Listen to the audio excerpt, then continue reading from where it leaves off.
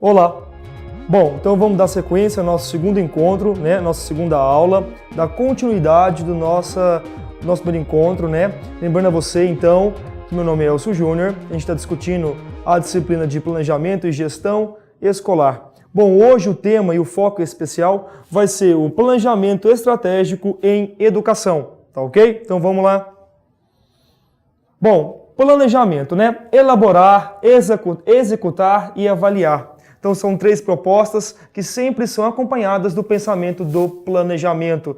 Chama a sua atenção para o nosso primeiro encontro o quanto é importante a gente pontuar a importância do objetivo que a gente quer alcançar. Porque a gente vai discutir novamente a importância desse objetivo para que o planejamento educacional seja efetivado. Então são três passos, né, para um bom planejamento. A elaboração, a real execução deste planejamento e, por fim, como eu vou avaliar este planejamento. Então eu tenho numa esfera macroscópica, numa esfera bem abrangente, né, o planejamento de ensino. Ou seja, este planejamento de ensino voltado para a educação, eu tenho duas propostas diferentes. Eu tenho o PPI, que é o Projeto Político Institucional, e o PPP, Projeto Político Pedagógico. Vamos discutir ele agorinha mais para frente. Os dois vão então dar suporte para o plano de disciplina, um plano de curso, que por sua vez gera então um plano de unidade, ele é unitário, ou, né, o plano de aula, que é um só. Vale ressaltar o quanto um bom planejamento, né, ele anda congruente com outros fatores de pesquisa. Aqui embaixo eu coloquei para você o projeto de pesquisa, né, para você ver que o passo de um projeto de pesquisa, ele é bem semelhante a um planejamento de curso, a um planejar de uma aula. Eu tenho então a introdução, eu tenho justificativa, problema, objetivos, metodologia, cronograma, referenciais bibliográficos, são elementos bem pertinentes de um projeto de pesquisa que também estão inseridos num planejamento, seja ele do projeto pedagógico, seja ele do projeto institucional, ok? Bom, então o planejamento requer elaborar, executar e avaliar. O plano de ensino, então, é um instrumento que vai nortear a ação do professor. E então é muito comum que o docente faça perguntas para ele mesmo sobre o ato de planejar, seja ele o planejar de um curso, o planejar de uma disciplina, o planejar de uma única aula. Para que, o que, como e com que eu vou planejar? Então, para responder a essas perguntas, eu sempre tenho que pensar que, né? Para que eu vou planejar? Então, para que seria o nosso objetivo? Quais que são os objetivos que eu tanto falo, né, que são importantes até mesmo para você fazer uma avaliação, uma autoavaliação, se houve o resultado final positivo que você gostaria de atingir, tá ok? O que?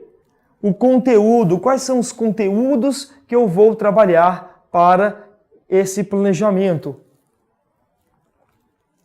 Como? A metodologia, né? Quais são as ações metodológicas que eu vou utilizar? E por fim, com que? Né? Quais são os recursos didáticos? Quais são as variáveis de materiais que eu vou utilizar para que eu possa, de fato, ocasionar o entendimento do meu aluno, respeitando, né, a interpretação do ambiente aonde eu vou se planejar. Então, se eu tenho para que, o que, como e com que, eu tenho, então, um resultado, e esse resultado, então, vai me gerar uma avaliação, e aí eu posso amarrar e fechar esse plano de aula, ou seja, esse planejamento, correto? Então, a educação no Brasil, não só numa perspectiva bem rapidinha, numa perspectiva global, né? Eu tenho então a educação de nível básico, eu tenho educação infantil, eu tenho educação do ensino fundamental 2, a educação do ensino médio, né? Eu tenho aqui um quadro com as idades, claro que isso aqui é bem generalista, nem sempre acontece nessa perspectiva de idade, mas por que é importante você entender isso? Uma vez que o docente entende que eu tenho um padrão de idade estabelecido ao longo dos níveis e que existe um currículo e este currículo foi feito através de um planejamento, porque muitas das vezes o docente se pergunta, por que eu tenho que ensinar este conteúdo nesta série específica?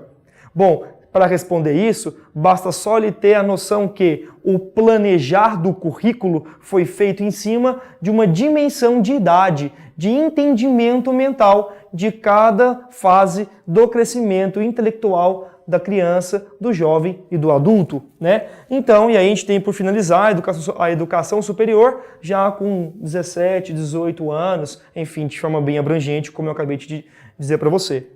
Bom, projetos políticos institucionais, o PPI. Qual que é a função dele, né? Integrar os diferentes níveis de educação num projeto educacional articulado em conjunto.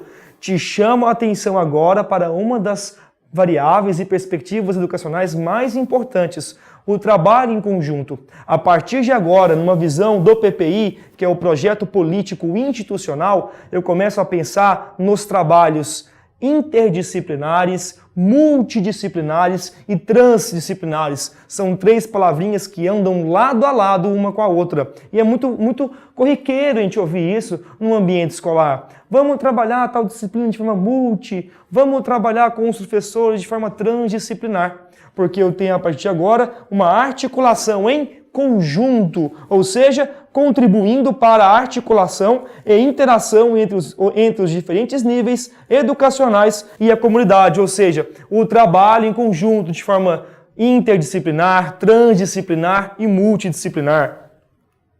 O projeto político-pedagógico, ele busca uma aproximação mais conceitual, ou seja, é um plano mais global da instituição.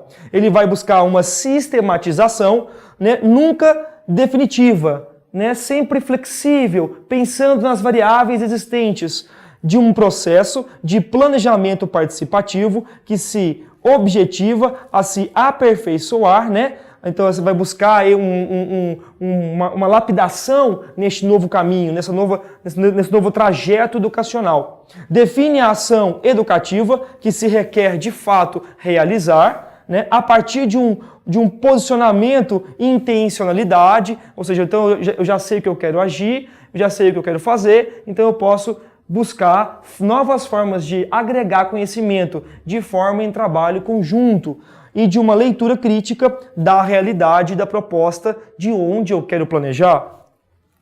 Então, o projeto político-pedagógico tem uma estrutura. Sempre começa e é marcado por um marco referencial, né? Depois ocorre um diagnóstico e a programação. Eu seguindo essa estrutura, marco referencial, diagnóstico e programação, eu tenho um bom, né, projeto político-pedagógico. O plano de disciplina, mais uma vez aí, então citando um exemplo, né, de vários tipos de planejamento, o plano de disciplina constitui uma previsão das atividades a serem desenvolvidas ao longo do ano ou do semestre letivo, né, diferente do plano de unidade, né, ou o nosso conhecido plano de aula. Ou seja, né, o plano de aula são planejamentos menores, entre aspas, né, que o plano de disciplina. Então aqui tem um exemplo, né, de plano de disciplina. Veja só, a identificação, a data, a instituição, o professor, a série, a carga horária, são a identificação desse plano, né, de disciplina. A ementa, o que seria a ementa, né? Resumo do conteúdo da disciplina. Os objetivos indicam a função da disciplina. O conteúdo programático corresponde aos temas e conteúdos a serem ensinados. Os recursos, ferramentas plurissensoriais, olha que interessante, né, essa palavra, plurissensoriais, facilitadora de aprendizagem. As estratégias de ensino nada mais são do que técnicas facilitadoras do processo ensino-aprendizagem. A avaliação, né, finalizando, fechando esse ciclo, que serve para verificar em que medidas os objetivos foram alcançados. Então essa seria a etapa, né, de um plano de disciplina. A elaboração de um planejamento estratégico para a instituição, ou seja, como é que eu vou elaborar, né, um planejamento que vai ocasionar estratégias múltiplas de trabalho, ou seja, a forma de pensar multi e transdisciplinar. Eu tenho então uma identificação do meu objeto para para com o qual eu vou planejar a minha ação que eu desejo atingir, os objetivos que eu quero alcançar trabalhando em congruência tanto no PPP quanto no PPI, o conteúdo atingido, né? Qual a metodologia que eu vou utilizar, os recursos didáticos que eu vou utilizar e a avaliação. E aí então eu tenho essa ferramenta, essas indicações para elaborar um projeto, né, estratégico. Então, gerando isso aqui tudo, eu tenho nada mais do que a avaliação. Então, se eu gero um processo onde eu posso elaborar um planejamento estratégico, eu também tenho como avaliar de forma ainda mais efetivada. Aqui eu tenho algumas referências bibliográficas que eu utilizei nessa aula, tá ok? Falta somente mais um encontro e no próximo encontro a gente se encontra.